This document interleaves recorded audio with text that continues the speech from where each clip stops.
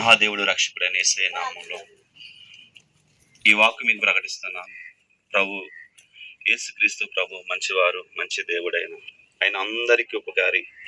ఎందుకంటే ఈ లోకంలో అనేక మనుషులు మనకు ఉపకారం కాకపోవచ్చు, కానీ యేసు ప్రభు మాత్రం అందరికి ఉపకారం చేస్తాడండి.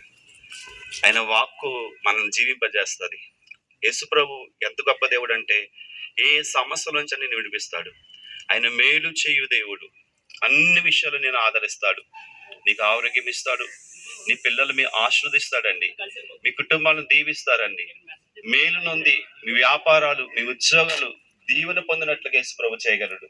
అన్ని విషయాలు సుఖ శాంతి నుంచి ఇహమందు ఈ లోకంలో మంచి జీవితం జీవించి తర్వాత నెక్స్ట్ పరలోక రాజ్యంలో కూడా మీకు వారసత్వం ఇచ్చి యుగ యుగాలు అంటే వేల సంవత్సరాలు ఆయనతో జీవించే కృపనిస్తాడు యేసు ప్రభు.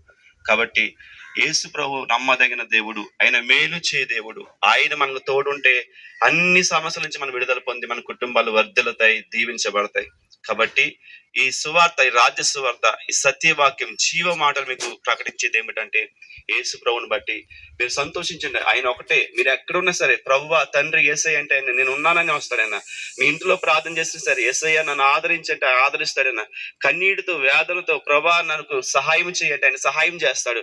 ఎక్కడికో వెళ్ళవసరం, నీ వద్దకే యేసయ్య వస్తాడు, నీ ఇంటిలోకి యేసయ్య వస్తాడు, నీ హృదయంలోకి యేసయ్య వస్తాడండి. అంత గొప్ప దేవుడు ఆయన. నువ్వు ఎక్కడున్నా సరే పర్వా, నువ్వు మోకరించి నువ్వు కన్నీటితో వేదనతో యేసయ్య నన్ను దీవించంటే ఆయన దీవించేవాడు. కనుక ఆ గొప్ప దేవుణ్ణి నీ ఇంటిలో నుండి, మీ గ్రామంలో ఉండి ఆయన స్తుతించవచ్చు, ఆయనకి మొరపెట్టొచ్చు, ఆయన ప్రార్థన చేయొచ్చు.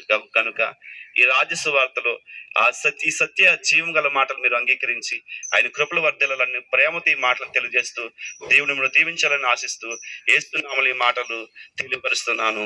ఆమేన్.